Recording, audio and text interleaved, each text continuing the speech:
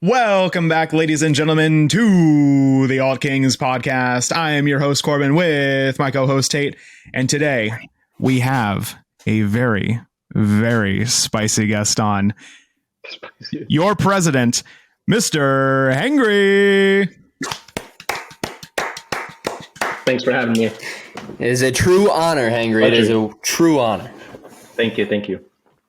I can't believe we have officially had the president on our podcast. This is the official first podcast that we've actually met the person in real life. That's true.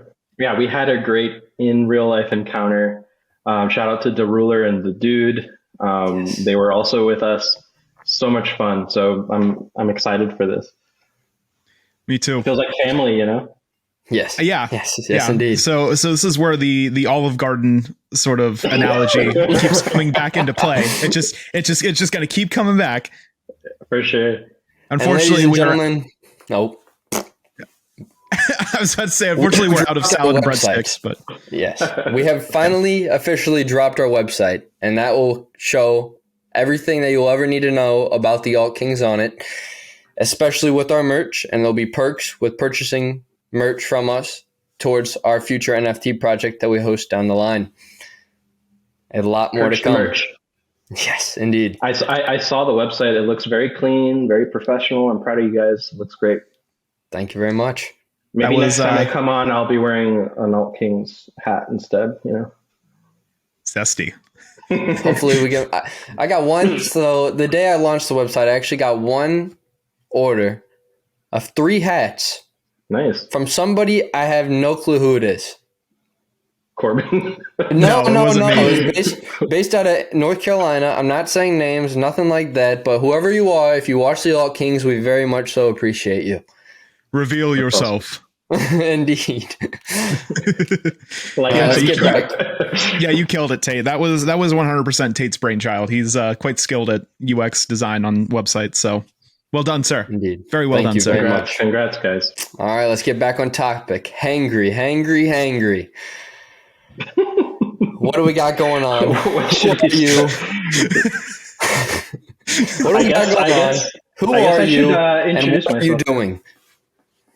Who is your daddy and what does he do? That's a GIF on my Discord. Yeah. So I will just give a little background about myself. So sure. I am in real life a healthcare provider. I'm a PA. And in 2013, I graduated from PA school, and I've worked in orthopedic surgery, cardiology, internal medicine.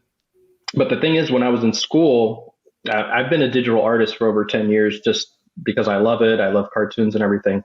When I was in school, I started drawing educational cartoons and comics to teach medicine. And my classmates saw it. They really liked it. So I started a website. And a couple of years later, I did a Kickstarter campaign to start to publish a book on the artwork. So that Kickstarter was successful.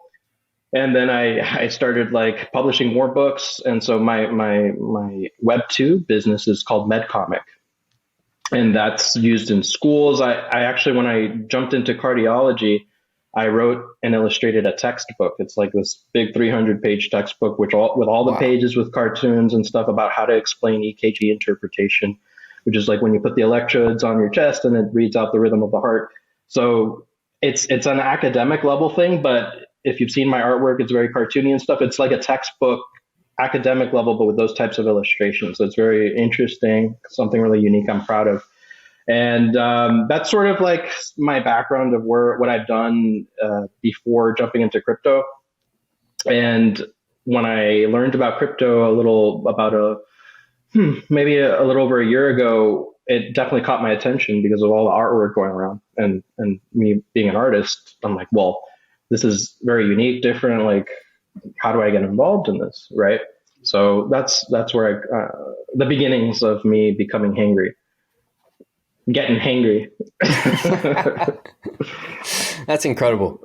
Yeah. What kind of inspired that journey into illustrating your own books and stuff? Obviously over 300 pages, which can take quite some time.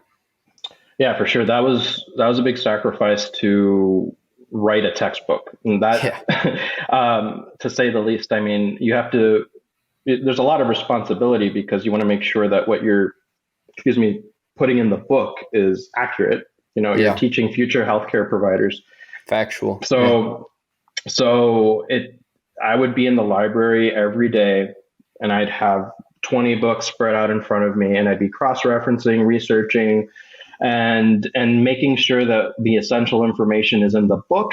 And then as I read each section of like a textbook, it would just go into my brain, and I'd be like, how do I explain this in a bite-sized cartoon type of thing? And so you take it one page at a time, one critical piece of information at a time, and then it adds up into a book. And that took me like a year and a half of like intense work. And I was a little unsure about myself. So I was actually working, I think I was in internal medicine at the time. And while I was writing this cardiology book, so then I'm like, you know what, I'm going to actually change careers into cardiology, which is like the study of the heart. I'm actually going to become a cardiology PA, learn electrophysiology. So I actually went into the subspecialty, which is rhythms and arrhythmias of the heart and everything. So I actually got a job in the hospital working with an electrophysiologist. I worked there for 2 years and by then I was like a super expert. So I actually revised my entire textbook based on my knowledge. It's almost like I used myself as a reference to make sure the information was up to date. And I republished it with like a second edition. So that's just that book. But what inspired me with my artwork was me as a kid watching cartoons and Disney cartoons. I always talk about Ren and Stimpy because I've always loved that art style. I love all the weird facial expressions and the close-ups and the animation style in general. So I'm not saying like my art is super emulative of that art style itself, but it's I love it. It's what inspired me. And aside from that, ideas. Yeah. Sparked ideas. Yeah, you take ideas and styles and things and colors. Like colors are a big part of art, obviously. But other than that, there's a webcomic called Penny Arcade. And around 2009, that's a video game webcomic. Around 2009, I learned about it and I loved the art immediately. And that artist, his name's Mike Krahulik, he would post videos of him actually making the artwork on a Wacom tablet. And I'm like, how do you do this? How do you make this? Because it was new to me. I was younger. And I researched where to buy the hardware, the software, and I just copied his setup basically. And then I started playing around with it. So it was around 2009 where I started my digital art journey. And it took, a lot of practice to kind of get to a point where you're confident with your artwork. And so those are my inspirations, and that's sort of my journey as an artist, which I'm really proud of. Back in 2009, were you investing into crypto? No. 2009, how old was I? 2009, I was probably maybe a junior or senior in college or something. I didn't know anything about crypto until last year. Nice. So how did I learn about crypto is when I heard on the news that Facebook changed its name to Meta, and I saw it on the news. I'm like, what does that mean? Why did they do that? And I went down a rabbit hole. And I learned about the crypto associations and watched a ton of YouTube videos. Eventually, I got to Lehman's Harvard talk on YouTube somehow. A great episode. I watched that video and I'm like, this Lehman guy is onto something. Yeah. It's funny really because for sure. When I watched that video, it was like, oh, this was posted 4 years ago. And I'm like, wow, this is not new information, but it's still extremely relevant. Yeah. And I was watching and I'm like, well, I wonder what all these students are doing today. Like, did they jump into Hedera? I hope so. Because I am. And so I jumped into Hedera after hearing Lehman talk, actually. That's what convinced me. That guy's very special. And I'll even say he's very special, even though when I jumped in, HBAR was like 35 cents. And I'm still like, that guy's a genius. Today, $1 cost at average cents, though. I don't dollar cost average. I'm like, give me some HBAR now. Keep the train rolling. Yes. So your project, yeah. There you go. Yeah. Oh, so my project. You want me to talk about my project? Oh, I think Corbin had a question. Yeah. So to give some context for the intro, I just wanted you to give an overview of your campaign and how you were elected, Mr. President Hangry. Sure. Thank you. So that's probably pretty strange to people that have no idea what we're talking about. But part of my NFT project is that I was running for president of the United Hash Graph of Planet Earth. It's a new government.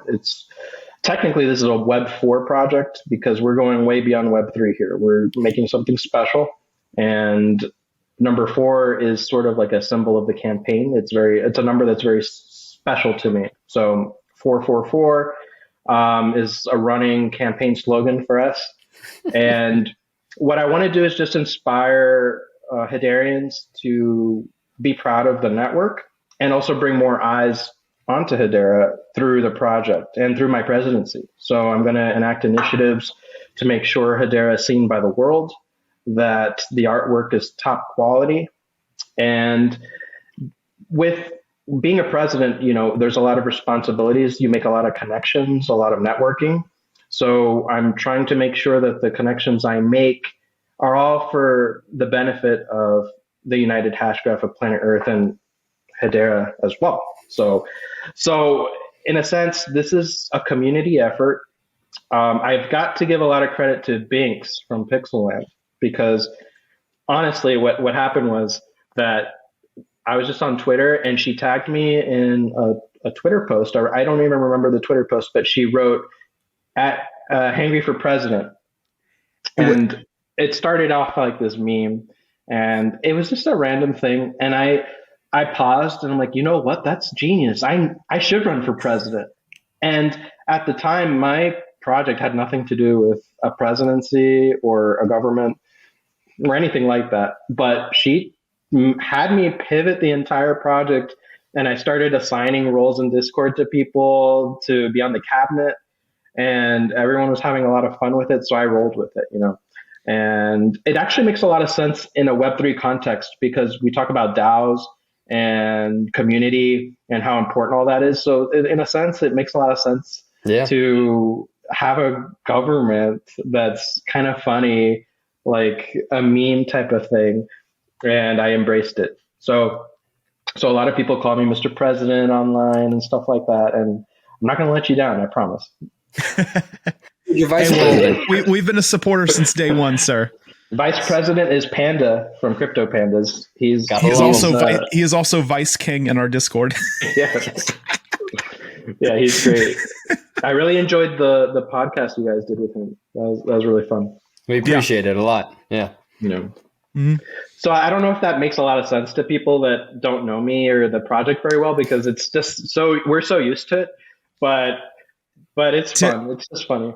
To add some more context to it too, I actually remember that Twitter post. So there was somebody from, I believe it was the actual Hedera Foundation, that was essentially doing a bracket style, like you know how they do in basketball, where like there'll be brackets of like who ultimately wins the tournament, whatever. March Madness, the March Madness brackets, exactly. So essentially, he would put like 4 projects, and based off of popular vote, they would move on to be like the ultimate most popular project.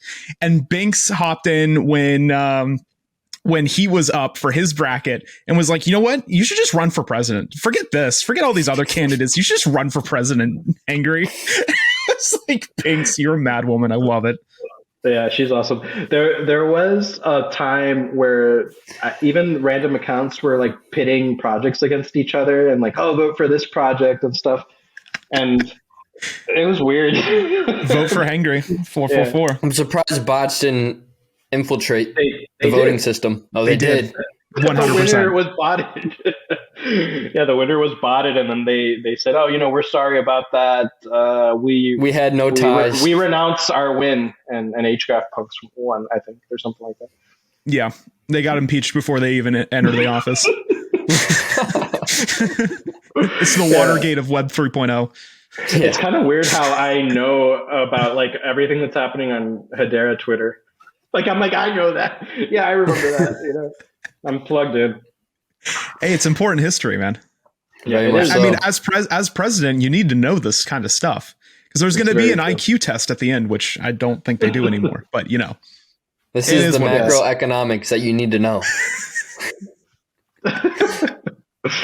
Yeah, so it's been fun. It's been a wild ride. So I started working on this project the first week of January. That's when I decided, okay, you know what? We're gonna make a project on Hedera because I mentioned like learning about crypto from like my rabbit hole thing. That was in 2020. Yeah, like summer 2021. I started researching. By the time the next couple months was actually me experimenting with Ethereum. And I bought a few NFTs on Ethereum. And the first thing I noticed was like, wow, every time I buy something, there's this gas fee. Like, what is that? Why am I being charged 40 or more dollars or sometimes $100 to do something? And one thing that really frustrated me was like, I had this cheap NFT. It was maybe worth $20. And then if I wanted to sell it, it costs more to sell it than just to hold it. And I'm like, you know, this is bullshit. I Gross. guess, you know what, let me do some more research. And then yeah. And then I learned about Solana. And so I jumped into Solana. And so all of this is me as a collector. And because I'm fascinated with the art side of everything, I'm like, Yeah. I understand that art is being valued here. And I found that super interesting that people were valuing art and valuing where the art came from. So there's say a serial number or token ID or whatever. It's on the blockchain in that category. So I found it really fascinating that people were valuing where art came from, that it actually came from a creator, and that copies were worthless because it's not on, you know, it's not what the blockchain says. You can't copy an NFT. There's this consensus that everyone agrees this is the original. So that's what really fascinated me as an artist. But anyways, Ethereum didn't make sense to me just as a noob. I'm like, why would I do this unless I'm rich? So I went to Solana, and the fees were more reasonable, but and I was actually really excited about it for a while. I'm like, eventually I want to do a Solana project probably. But what I found was that I couldn't break into the community. It seemed like everyone it was like going to high school and you moved and you went to like 10th grade and everyone was already in their cliques. That's the way I felt, at least. And I couldn't really connect with anyone. So I collected a few NFTs, sold a few NFTs, and I liquidated and left. And I'm like, it's cool, but whatever. And then my mind started churning again, and I'm like, but I still want to be a part of this. There's like artists taking off on crypto, and I'm an artist. So I looked into Cardano because the founders, is it Charles Hoskinson? Am I right? Yes. Mm-hmm. Yeah. So he is very eloquent, seems like a smart guy. And I looked into the network, and I think they have JPEG.store as one of their top marketplaces. I was like browsing that, and I'm like, oh, you know what? This might be a good place for me to put artwork. But then that's when I found Lehman. And so then I found Lehman, and I'm like, oh shit, like, okay, let's go to Hedera. I bought a couple NFTs. I'm like, you know what? Let's just start here, because what I realized was that Hedera was in its infancy, and me coming from, I'm an entrepreneur, and I just saw opportunity there to establish a community and grow as an artist. So that was my vision.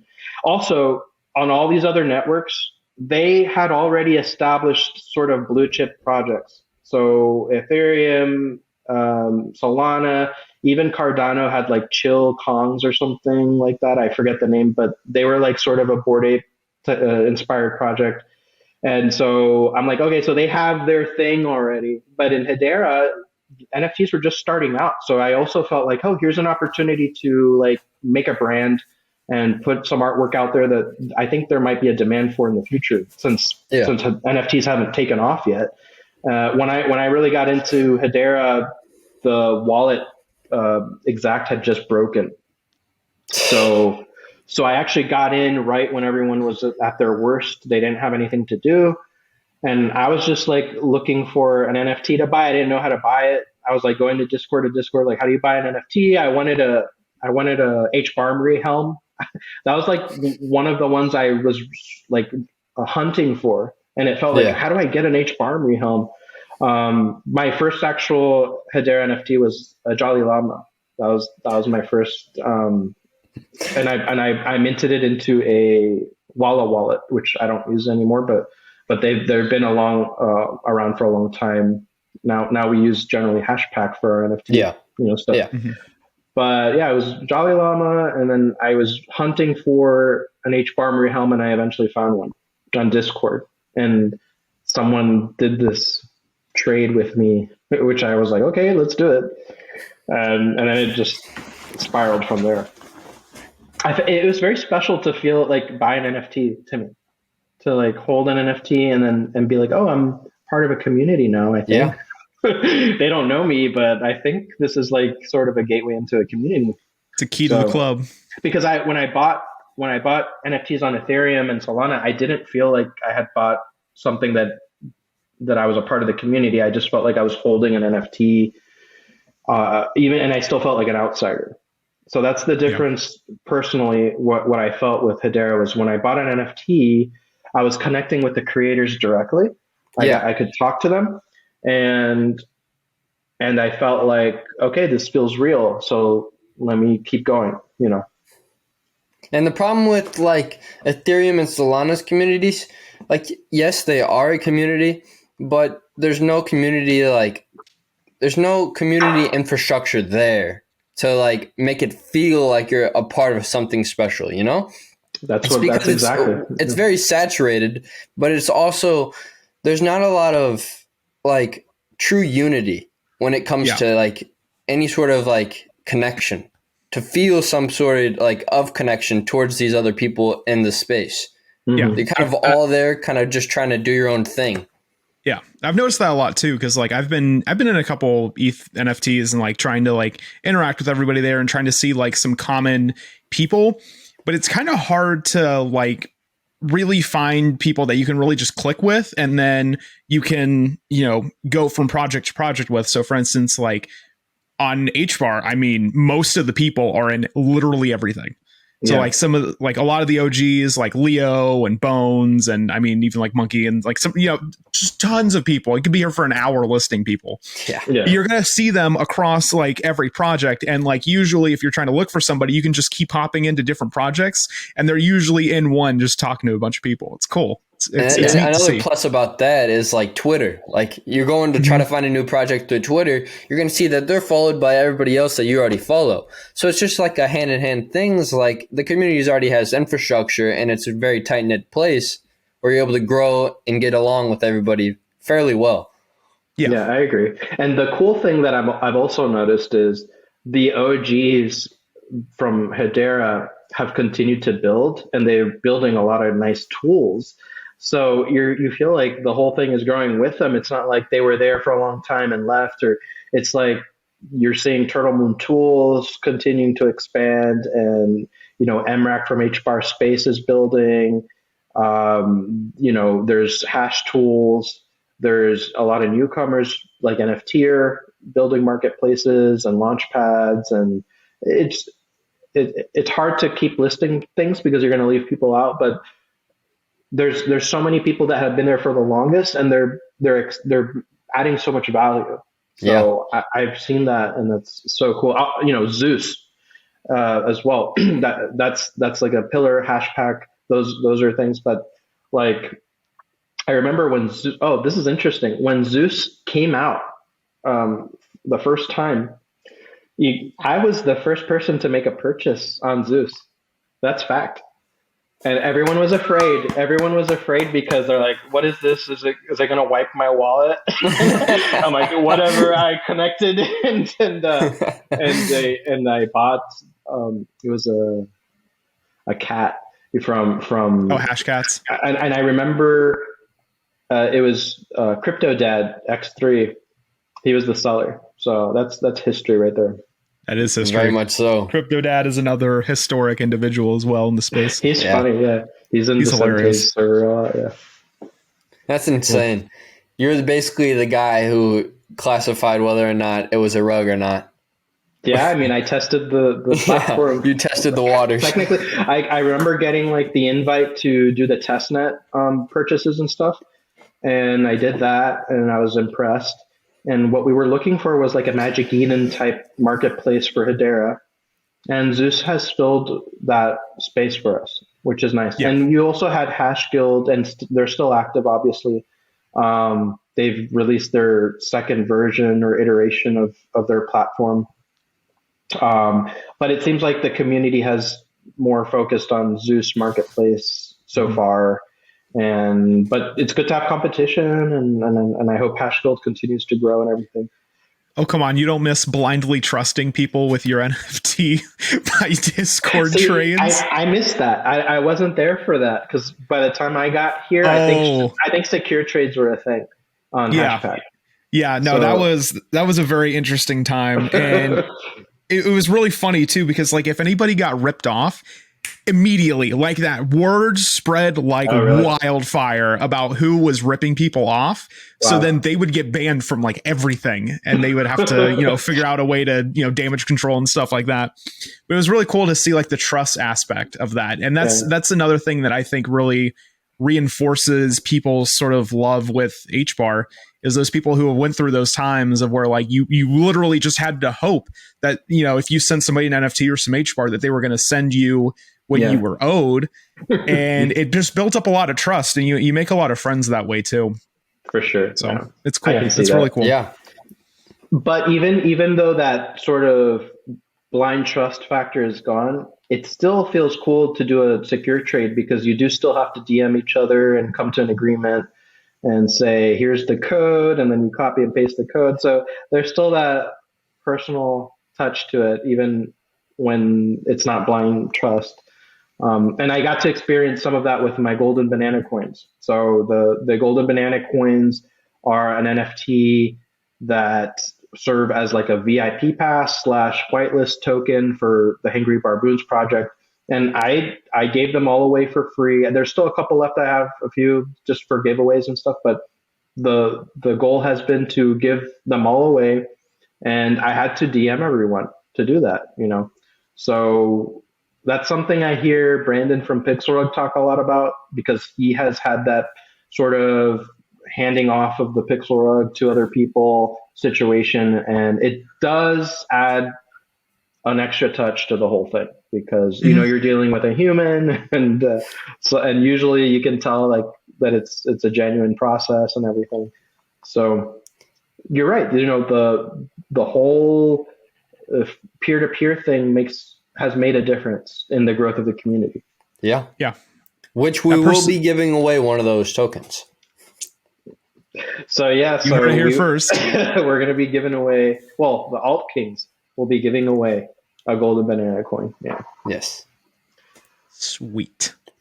Yeah. You'll be minting. I'm sorry for interrupting, but you'll be minting soon, correct? Yes. So let me go back a little bit. The first NFTs I ever minted were something called the Hangry Heads. So those are 14 NFTs that have been minted already. And they're like this super elite little class of NFTs that they get to be at the top of my Discord server, special colors, and they get like extra special care. They're all listed for $1 million HBAR, not even kidding. But I think it's a significant thing to say as an artist. This is my first artwork that I minted, on the Hashgraph. And there's only 14 of them. And thanks to HBAR Space, that's a service, I'm able to token gate them in Discord. So you can get your roles and everything. And then you can create a token gated channel just for the holders. So I have like an alpha channel for the Hangry Heads. And I'm actively trying to figure out, well, what can we do with the Hangry Heads? Because they're this very special category of NFTs, my first artwork, So I have those 14 NFTs. They will also function as a whitelist token for the Hangry Barboons, and also get each of the NFTs will earn a free mint as well. So there's some other perks that are involved, but that was my first mint, right? The Hangry heads.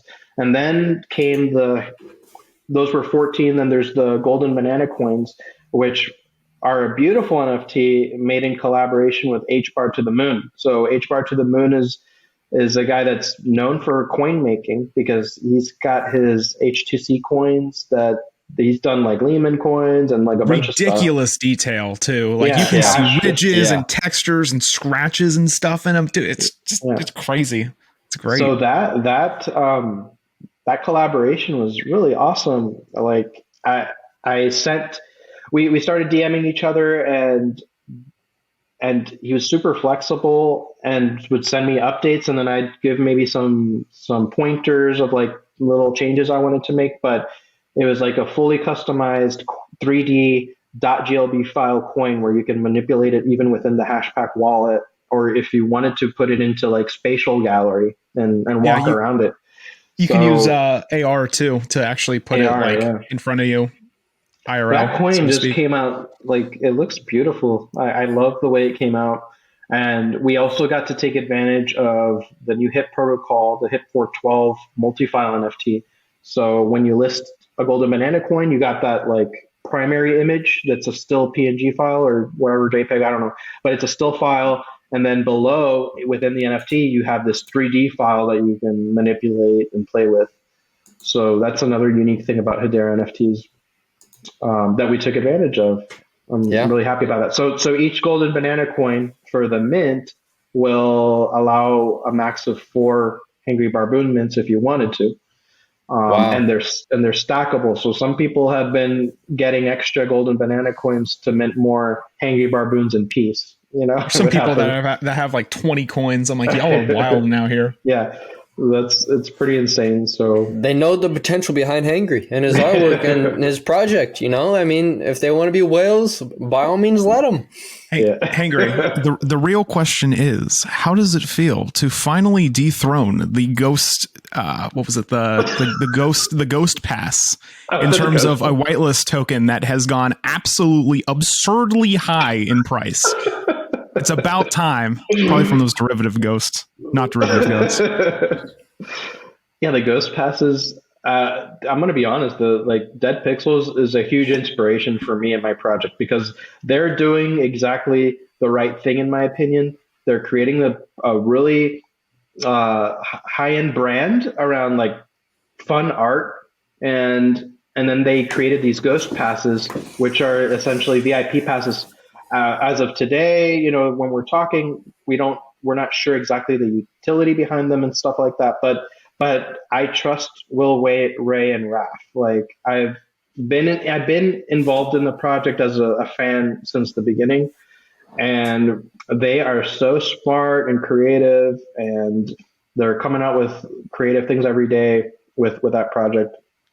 So I'm definitely a collector and fan of that project, and I take a lot of inspiration, like kind of how they're executing their project, because they're all about branding and making people feel good holding the project, and they're making a lot of connections in crypto too. They're like their ghost tentacles are going out and making like big moves. So I'm proud of them. I love them. But their ghost pass isn't a whitelist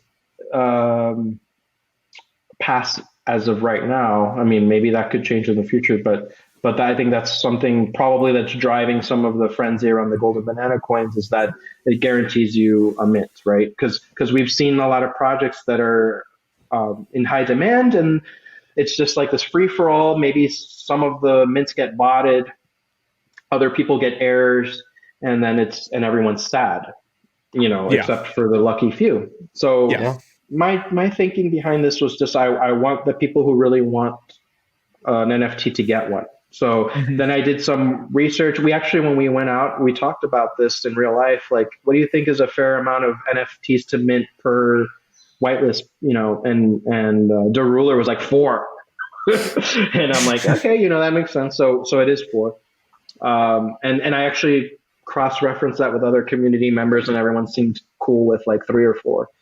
So I just want people to be happy, right? Because in a sense, you're you're creating a project and delivering it over to the holders.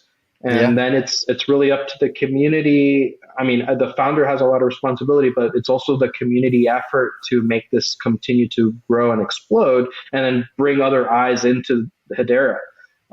If everyone is quick to flip and drop the floor price and then move on to the next thing, it's not going to accomplish the goal I had, which was to create like this big brand and continue to bring masses over. But if with great merch, I might add. Great merch, yeah, Yes. But it's a community effort. So if this doesn't become the big thing that I want it to be, then in a sense I have failed, my vision for the project. But what I want is like to create something that's special and that brings more eyes to Hedera. And I know other projects say the same thing, right? Like it's a common goal, but we're not there yet in Hedera. We're still small. So there's work to be done if we want Hedera to become like a top blockchain, hash graph. So it's a work in progress. And I this is something I'm sort of working on alone. The team is me. I mean, but there's also the mods, in Discord, which I value a lot, and they're doing awesome, keeping people informed on what the current, details of the project are. So I appreciate the mods a lot. Like we got Crypto King and Lori and King Leo and Emrak. They're mods on my server. They're awesome. But creatively and the vision is all from me, So the goal is hopefully that this continues to take off, and then I collab with others, and I'm collabing with people already. I mean, we got Turtle Moon, that's the launch pad, and there are, they've got the tech that is really letting me leverage that platform and take off. Like I respect all the projects on the Turtle Moon launch pad. That's what, aside from Patches and Renly and all that, but that's one of the things that attracted me to that launch pad was like we got really nice projects on there already. So I wanted to be a part of that. And I've mentioned HBAR Space, that they've got the token gating and they've got a lot of other things coming like staking and whatever, gamification. So I'm excited for all that technology to continue emerging. And then I leverage whatever resources I can get, right? Because you got to collab with people. If I just do this on my own, I'm just drawing art, which is fine because I'm very confident about the art I'm making, but I want to expand and grow the project. So it's a work in progress. Where do you see the future of Hangry? I keep interrupting you, Corbin. I'm sorry. It's okay. Mine's really, really quick. You go. Yes. Okay. So I think we know why you actually chose Turtle Moon Tools. Oh, really? Is there the CZ V2 is going to be minting on TMT coming soon. That's part of it. I mean, I'm a huge Vicezi fan. So Vicente, one of the first times I heard him speak, I was like, this guy, I like his point of view because he spoke his mind, and he's doing like a lot of commentary on current issues in Hedera when I first heard him. And I'm like, he's also very down to earth. And I'm like, he seems like he knows a lot about pop culture and culture in general. Like he's very cool. Like he was a cool guy. But this was before I knew his background or anything. Like I had no idea who he was or what his, in real life career was. I just thought like, that sounds like someone that I respect and very level-headed or whatever. And then I found out he was a music producer and I found out about his project. And that's the type of person that I want to support, because in NFTs, it seems to me that the founder is the heart and soul of a project. So it's almost like the NFTs are an extension of the founders. So whatever Vicente is putting out, I wanted to be a part of because I just connected with him as a person, and I liked his sense of humor and his commentary and all that type of stuff. And the community he was building is top notch. So yeah, and then he happened to be on Turtle Moon Launchpad. Like I was already like intrigued by Patches and HBAR. So I was like, this is cool. And, there's HBAR Shadies on there. You got Lazy Superheroes. I mean, it goes on and on. A lot of good all projects that we've hosted. Yeah. So there's like literally all of them are really nice. So, yeah. I kind of rambled there, but yeah, big Easy fan, and he's coming up with some fun things to do, like the chugging contest and all that. So I did that too. I'd like to close things off with just the future of Hangry. So the future of your brand.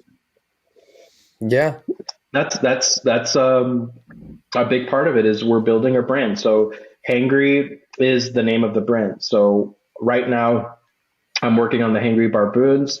It's 4,444 digital art collectibles that are going to be the genesis, in a sense, a genesis. Like I feel like it's the beginning of something more. It's gonna what's gonna launch Hangry into the future. So,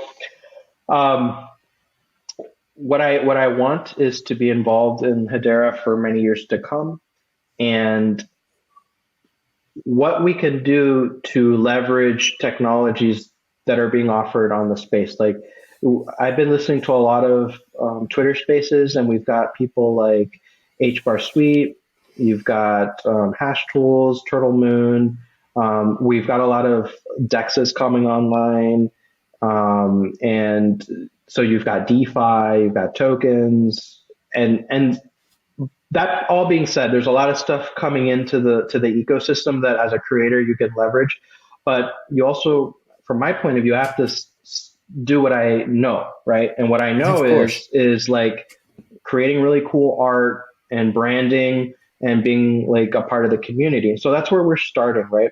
And then you look around and you got to look at other successful projects and you take inspiration from them, and in a sense you emulate them. At least for me, and then you could do other creative things that maybe people don't see coming. And those are things that I can't say now because they would spoil the surprise. But in a sense, it's like you're always watching and you're always looking for the good opportunity to build on the brand that you're making, and people are excited about it, right?